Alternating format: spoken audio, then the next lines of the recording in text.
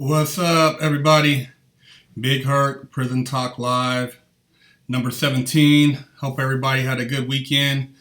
Enjoyed the holiday. If you celebrate the holiday, um, want to give a shout out to everybody who's been supporting our channel, Fresh Out Life After the Penitentiary on YouTube. Want to say shout out to everybody who's been subscribing to our Instagram. Subscribe, tell your friends, subscribe, FreshOutSeries, also our Twitter, which is FreshOutSeries. We want to keep bringing you guys good content. If you guys got any questions, you want to email us at FreshOutSeries@gmail.com. Also, check out our website, www.FreshOutSeries.com. We got some cool stuff on there. We got some clothing. We got consulting. We got hats. We got a lot of stuff going on. So check out our website. Give us some feedback. Let us know what you think. I'm gonna say the shout outs for at the end, and want to let everybody know we'll do those around 3:20, 3:25. I'll get the shout outs in. Today's topic is basically prison labor, slave labor, and wages and what you earn in prison. I want to briefly talk on this topic for about, at least 10, 15 minutes and take some questions on it and kind of fill you guys in on what kind of money you make while you're in prison.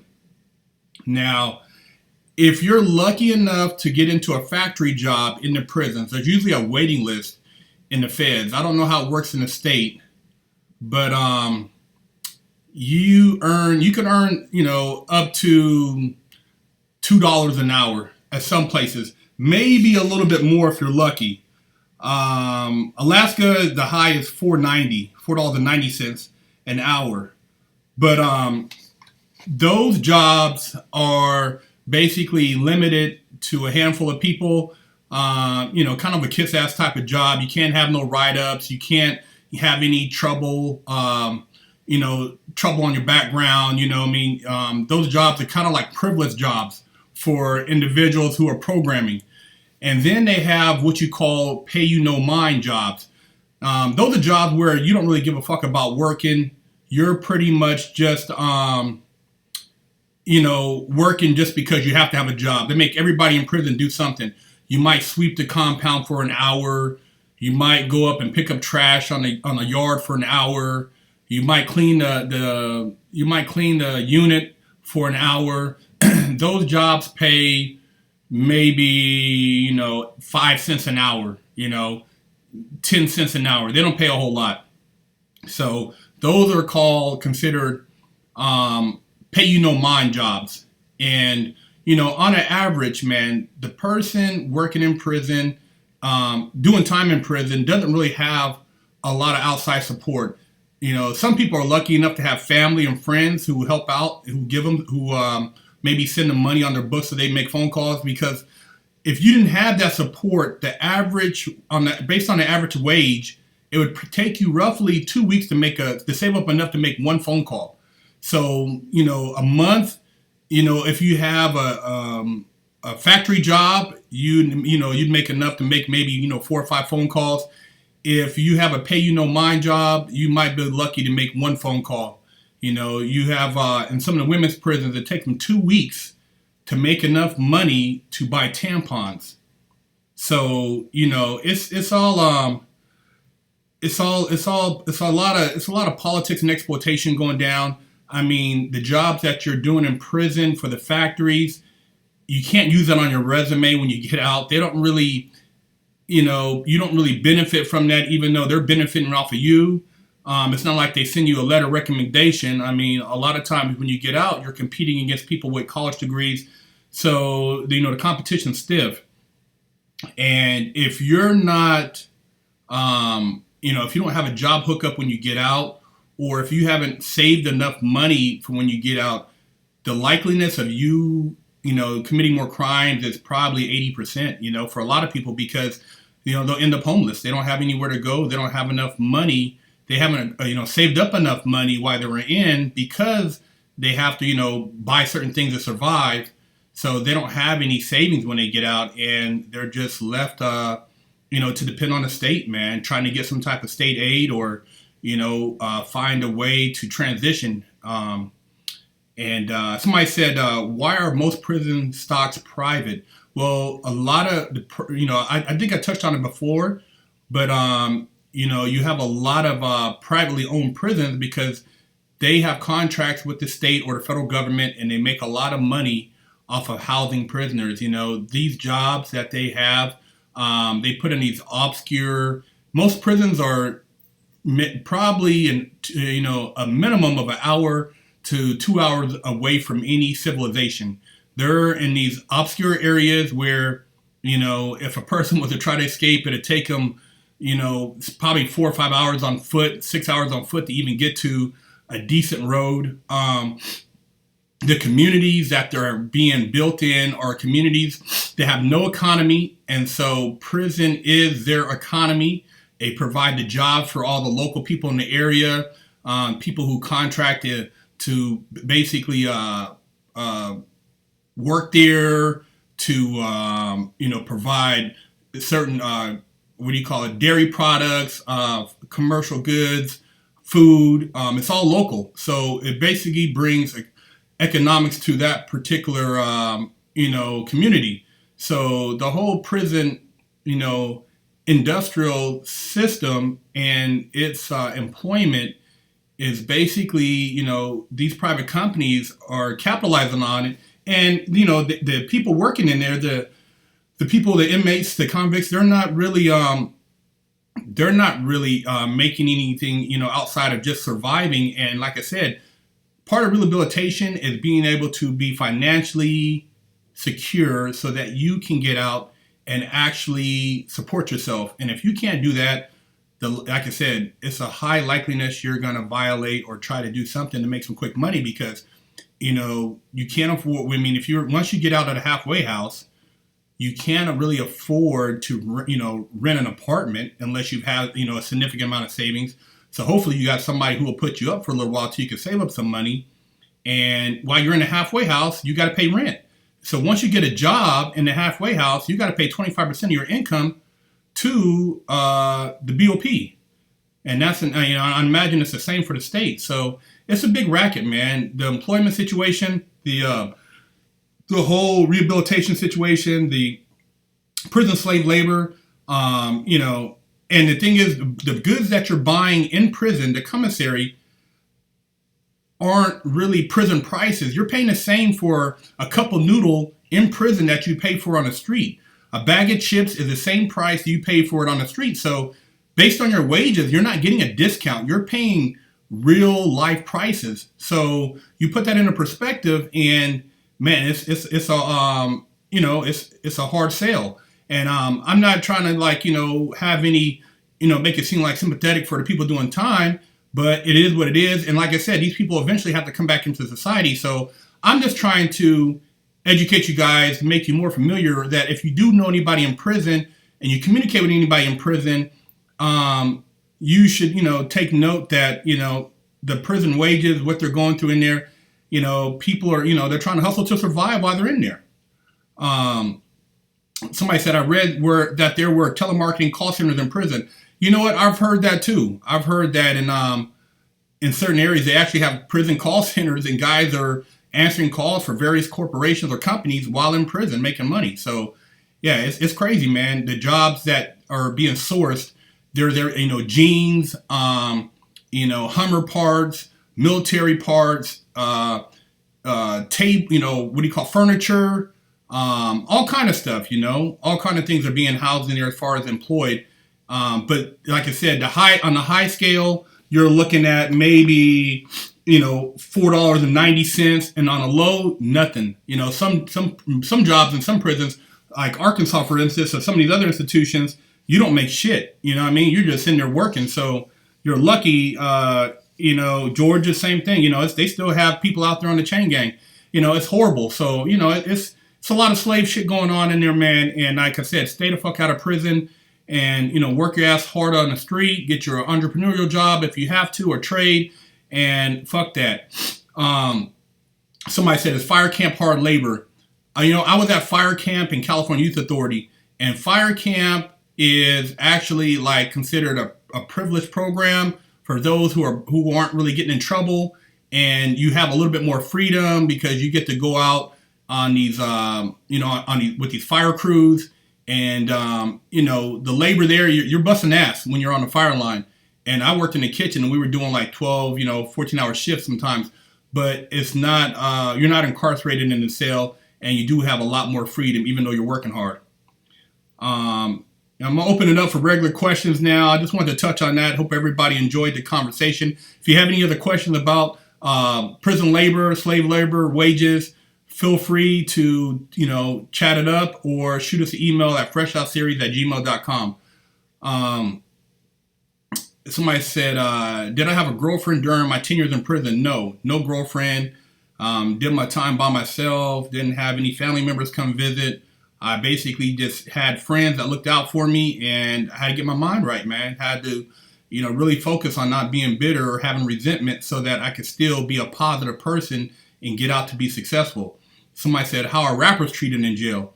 I wasn't in jail with any rappers per se. I had a homeboy that was locked up with Ja Rule in the feds. He said Ja Rule was cool. My other partner was locked up with Sibo over in Safford, Arizona. He said he was cool. I was with Sibo in juvenile hall at the boys ranch, and he's a regular nigga, man, just, doing his time.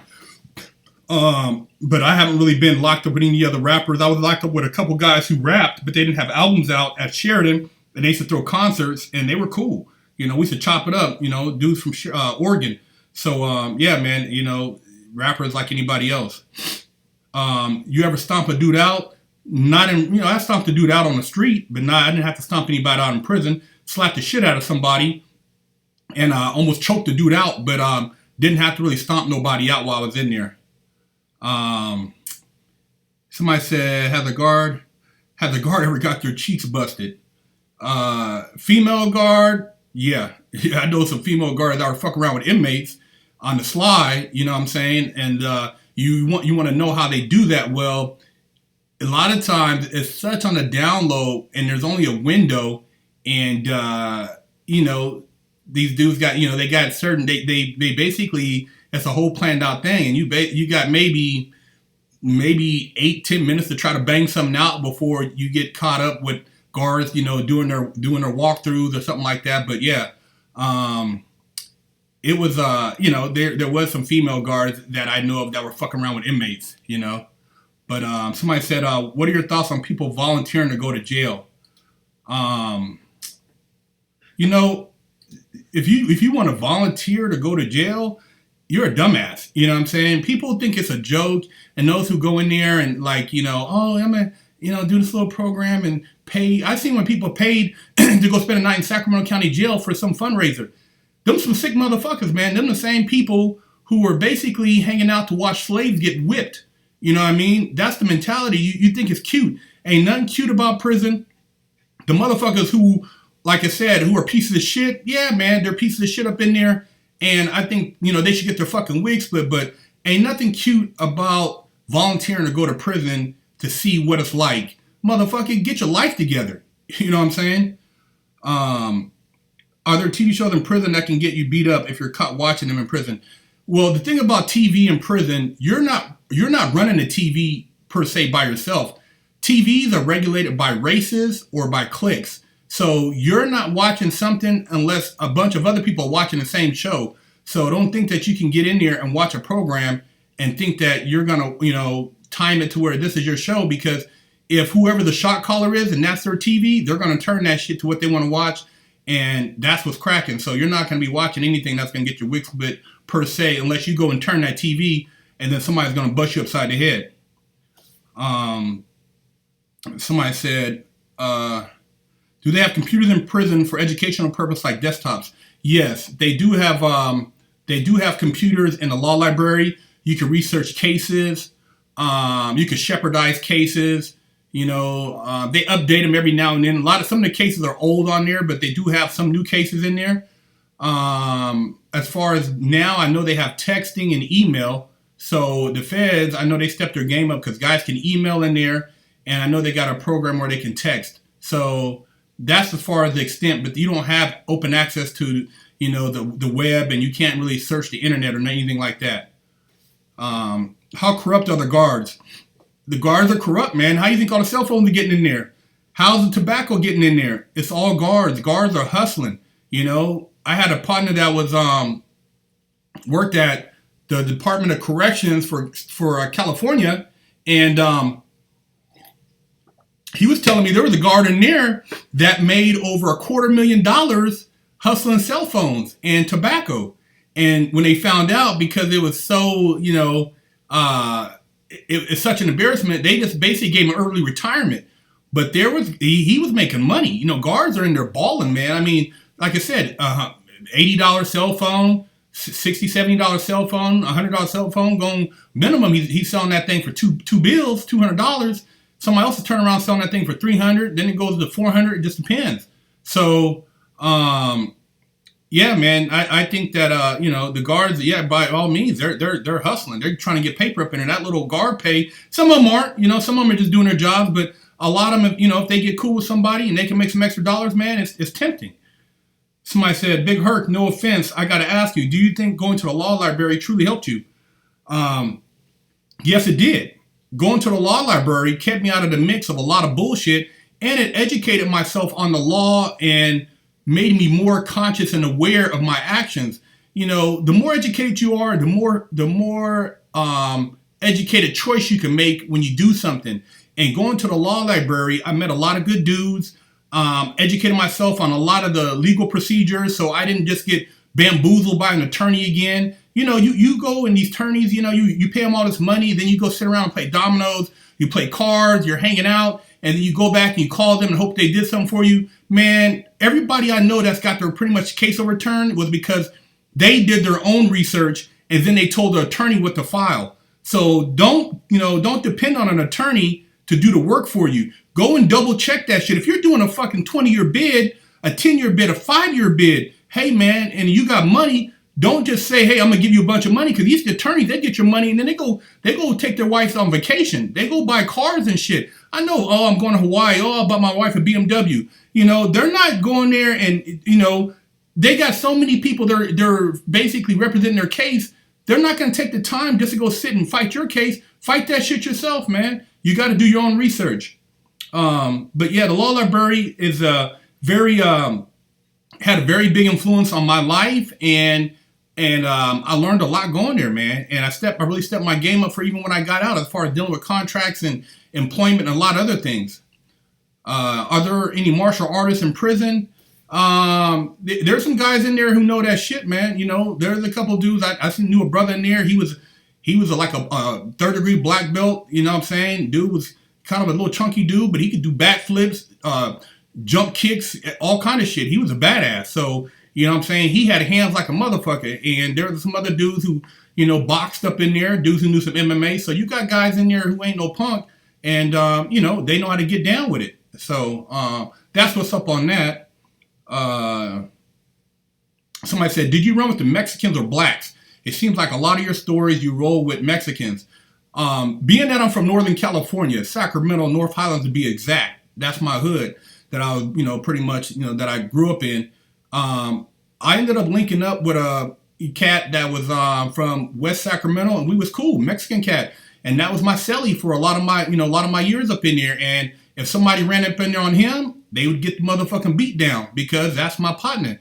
And so, yeah, I did kick him with a lot of Mexicans when I was in prison. And, that's just how we roll in Northern California, man. With no race bullshit, you know what I'm saying? It's this brotherhood. And if a motherfucker, you know what I'm saying, was cool with me like that, I had his back, he had my back. So, yeah, my best partner up in prison was a Mexican. My other partner, Chef V, he was Mexican. You know what I'm saying? I had a couple other cats that I fuck with that was black too. White cat, you know what I'm saying? Asian. But, you know what I'm saying? For real, I just kicked it with real motherfuckers.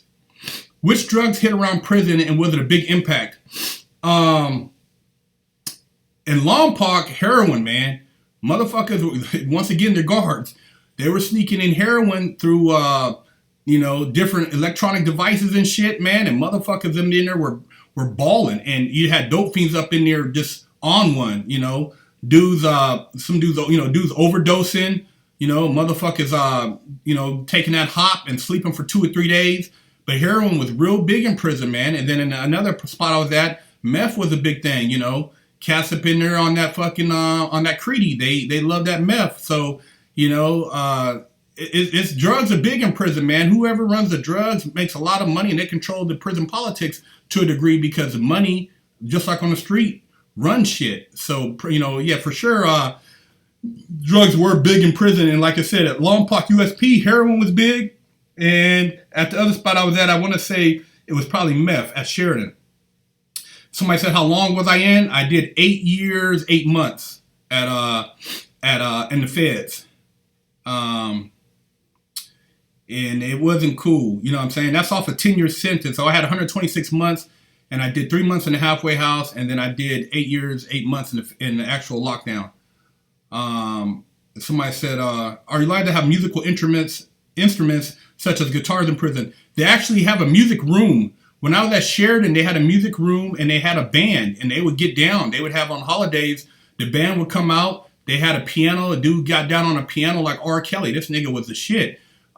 He would get out there and be playing on the piano, and you had dudes with the guitars, drums, you know, dudes had microphones up in there, and they would put on full shows. So Sheridan, before Uncle Tom Warden came up in there, was pretty much, it was banging. You know what I'm saying? They had full on concerts.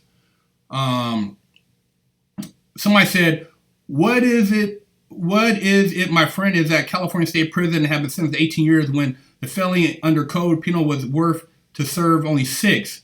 I don't know if he's been sentenced to 18 years. Maybe he had, if he had a superseding indictment, or maybe there's something else he pleaded to that he didn't tell you about. So I don't really know if the case only carries 6 years, how he got 18.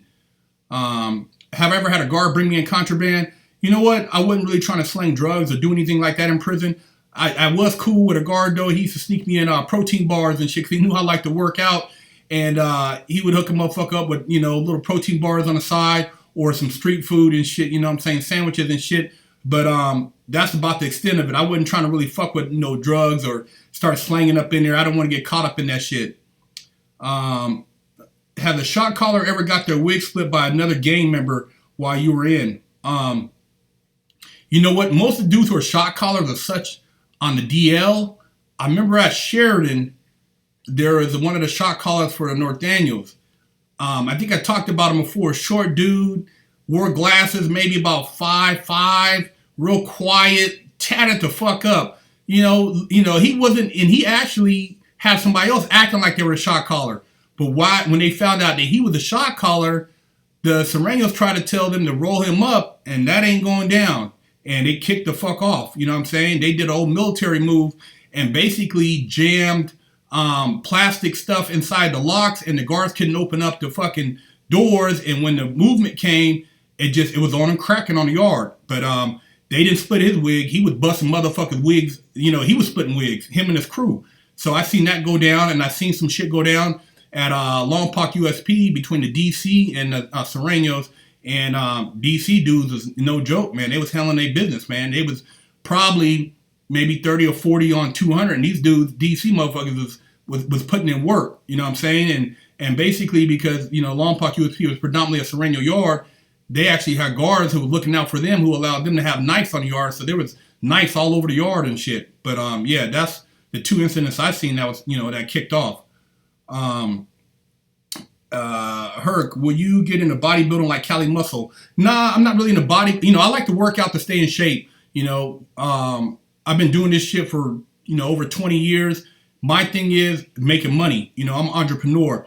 I got a couple businesses. I got the Fresh Out show, working on getting it picked up by a network. You know, we got the clothing line. You know, working on some other stuff and, you know, in the tech industry.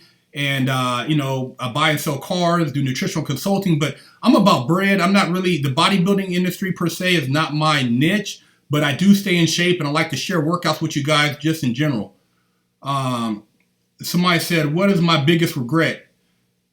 My biggest regret is not paying more attention and valuing my education. You know, I was pretty much a straight A student. You know, at the least, I might have got a B- on one of my report cards in high school. But I wish I would have studied for the SATs, and I wish I would have took more time to actually apply to universities out of high school and, maybe got into Ivy League or something like that, because those connections could have took my life in a whole nother direction. So that's probably my biggest regret, is not pursuing my education and, paying more attention to just that part of my life in high school. You know what I mean? I didn't really have I didn't have any guidance. Would I go back to prison for motivational purposes? Only, I wouldn't going back to prison for motivate. The only thing I would do, as far as I went back to prison as a guest, to do like probably some public speaking, like some motivational speaking, I would do something like that for pre-release guys who are getting out, looking to do something with themselves. My goal is more or less to motivate the youngsters, reach these youths before they commit these crimes that get them caught up. You know what I mean? Before they turn and become a career criminal. A lot of these guys, once they go to juvenile hall, they usually go to YA, and most guys who max out in YA become lifetime criminals. So, I want to reach those guys and show them, maybe offer them other opportunities, or, enlighten them on some things. Somebody says, is it possible to not roll with any race or segregation? Keep to yourself and be friends with all races. You can keep to yourself and be cool with everybody, but if you have any friend that you consider a true friend and he gets into any type of situation in there, you got to have his back, man. That's just the code. You know what I'm saying? You can't expect to just do your time blindly, because if there's a lockdown, you got to roll. If your partner gets caught up with something, you got to roll. It's just how it is. You can't snitch. Snitching, that's not acceptable. So, one way or the other, you can avoid a lot of shit. Be one of those quiet guys. Maybe if you're an old man, people just leave you alone. But, if you make a friendship with somebody, and, you have an obligation to kind of like look out for that person, or at least, have their back to some degree. You can't just be a dude who turns a cold shoulder on everybody. You should go on Joe Rogan's podcast. You know what? We're trying to get on there, actually. I'm trying to reach out to Joe Rogan. Hey, Joe Rogan, if you're listening in, trying to get on your show and kick some real shit. But yeah, somebody said the suicide's high in prison. While I was in prison, I didn't see anybody commit suicide.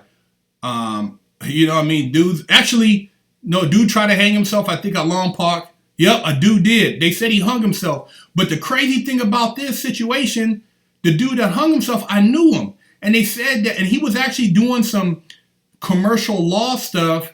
And then he disappeared the next morning, didn't see him. We used to chop it up about law and stuff like that. And then the rumor was he hung himself in the hole. I found that really weird, man. I never seen a dude again, but I found it hard that he could, that he would commit suicide. He didn't seem like that type of guy, and he had a very positive attitude. So there was a lot of weird shit going on at Rampart USP. What was my first day like in prison?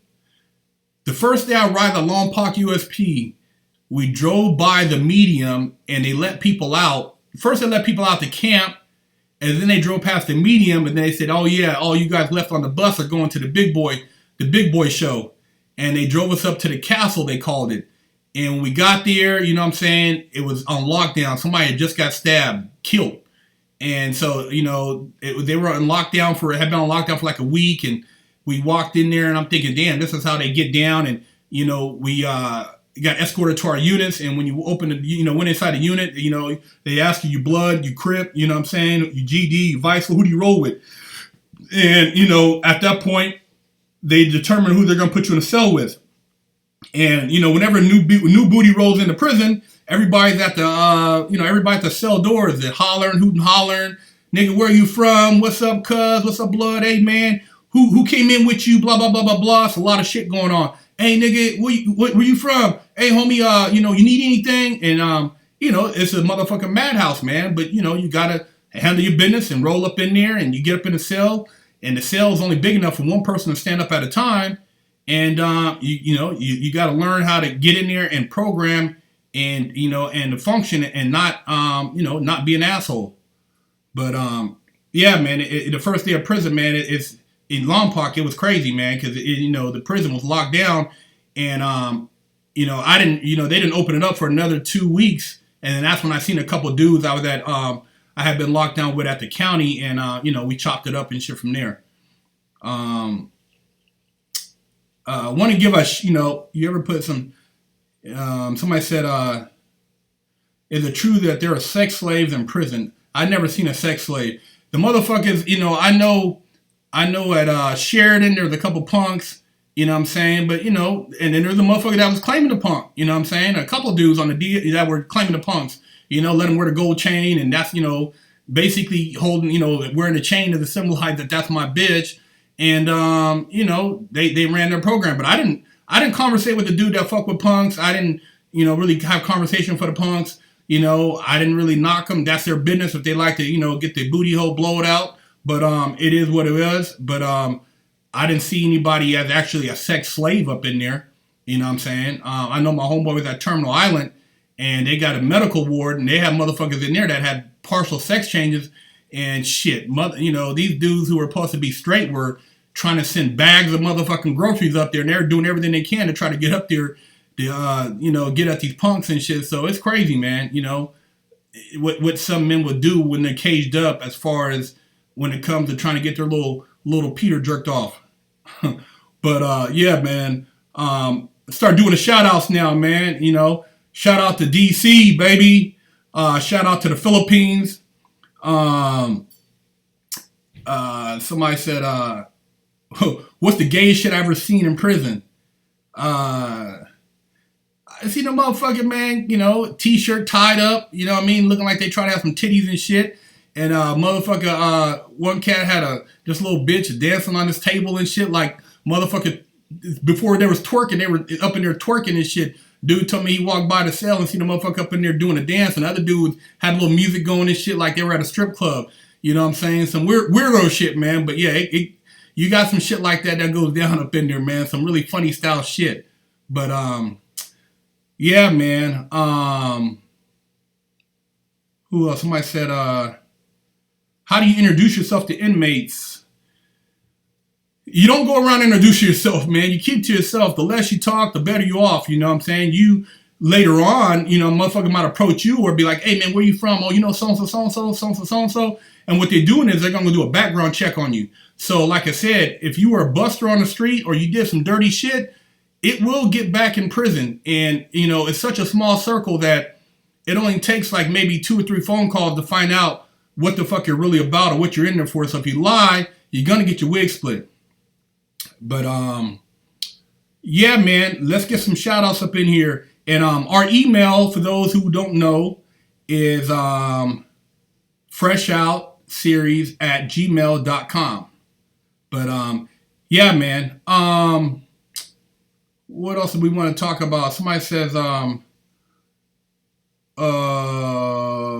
what's the best way to market a product? Yeah, you gotta, it depends on what you're doing. If you're doing internet marketing or if you're fucking, if you're doing direct marketing, you just got to get out there and hustle your shit. And it depends on what type of social media following you have. Yeah, if you want to get a hold of me directly, the same thing. Shoot me an email at FreshOutSeries@gmail.com. And yeah, man, I thank you guys for tuning in and, for asking some great questions. I always like to chop it up with you guys. You know what I'm saying? It's real cool to see that people are interested in what's going on behind bars because, like I said, man, not everybody in there is a bad person. There's some good dudes in there. But, for these people out there like this, there's a piece of shit right now I've seen on TV going around killing people because his girlfriend broke up with him. And he said he's going to continue until he gets caught. And he shot an old man I seen on the news and put it on Facebook. A nigga like that, man, they need to just beat the shit out of him continuously for the rest of his life because he's just doing some meaningless shit. And he's a piece of shit. You know what I mean? For no reason. Why you want to do that, man? It's sad, man, when shit like that takes place and, for no reason. And he's probably looking to have death by police. You know what I mean? He's probably looking for the police to shoot him in the process because what he's doing is horrendous, man. And, prisons are for people like that who just do heinous shit like that. And really somebody like that just needs to let the victims go at him. Fuck his ass up. I've never seen somebody escape from prison, but I knew of 2 people who attempted to escape, and I do know of a guy who escaped from state prison.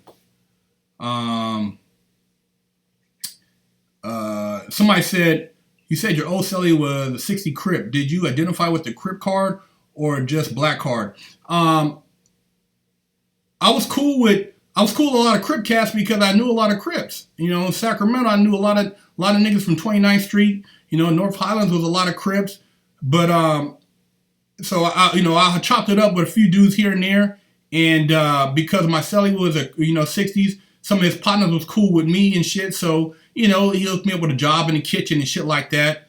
But as the black card, I was cool with a lot of brothers too, man, because I did a lot of legal work. So cats would ask me to help them out with their petitions for court and stuff like that. So I was cool with a lot of dudes. It's funny, man, because I was at places where some black cats were mad because I was educated, but then they would turn around and they would talk shit about me, but behind my back they would ask my partner to help them with the legal work, and they knew that the legal work would come back to me. So it's like I said, that goes back to that crabs in a bucket mentality. These cats don't like to see you educating yourself, but at the same time, they would need your help down the road. So it was a crazy situation, man, especially with a lot of the blacks, man. And then, sometimes Cali blacks that want to kick it, if there's something jumping off and involve like East Coast cats that, they were like, well, it's East Coast, it doesn't involve us, or vice versa. And man, it's like, damn, motherfuckers can't even stick together in prison. There's so much politics and it's just a lot of bullshit. But yeah, man, you guys, I'm gonna wrap this thing up and go ahead and do the shout outs real quick. And, hopefully you guys get you guys to tune in and tell your friends to tune in. We had a pretty good turnout today. And I really, like I said, I thank you guys for supporting our channel. And, subscribe to our YouTube, man, and tell your partners, man. And tell your friends about this. This is the truth. Our show is the realest shit on motherfucking YouTube. And, I like I said, guys who are out here hustling, doing music, rapping, doing your own business. Hey, man, you know what I'm saying? If you're looking for a shout out as far as business wise, we also do shout outs as far as that's concerned. I can shoot you some information on that to promote your product. Like I said, email us at FreshOutSeries@gmail.com. Also check out the Patreon, Patreon.com to see Chef Big V doing his thing cooking. And, keep hollering at us, man. And, we want to bring it to y'all, man. But it's all about networking. Everybody, if you're about getting your money, be about your money. Watch out for the haters, man. And, if we can network with you guys and maybe make something happen, we'd be more than obliged to, put it together. But, yeah, man, shout out to, everybody in Sacramento, who represents everybody out here in LA, Texas, Chi-Town, Bmore, Mexico City, Seattle, shout out to Guam, but from the LBC, shout out to Cyprus, shout out to Nigeria, shout out to Eastern North Carolina, Roseville, Arizona, Bay Area, Toronto, Canada, shout out to Texas, shout out to Boston, shout out to Fort Myers, Florida, Opelika, Alabama, Shankril, Ireland, Yorkshire. Hey, man, you guys, man, much love, man, for tuning in, man. I really appreciate that. Fresh Out got much love for y'all. And, we're going to keep bringing y'all some good content. I'm going to try to get some more interviews with some really good dudes on here for you, man, some inspirational shit. And keep the content rolling. Like I said, Fresh Prison Talks we try to have for you guys every week. And I want to try to bring you guys at least an interview once a month, twice a month, if possible. And, keep it cracking, man. Shout out to Fresno.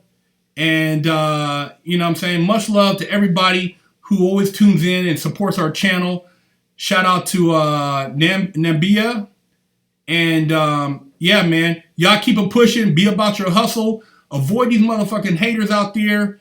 And, keep it 100, man.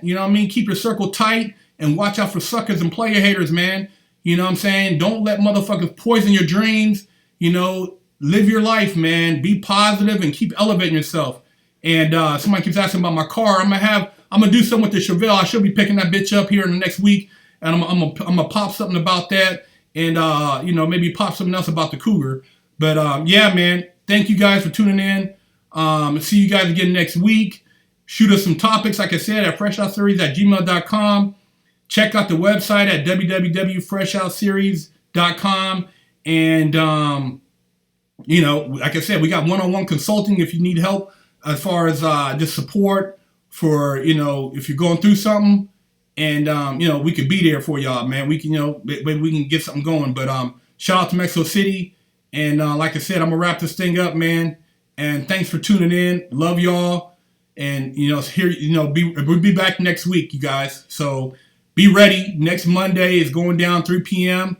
And have your questions ready, and I'll have a good topic for you guys. All right, I'm out.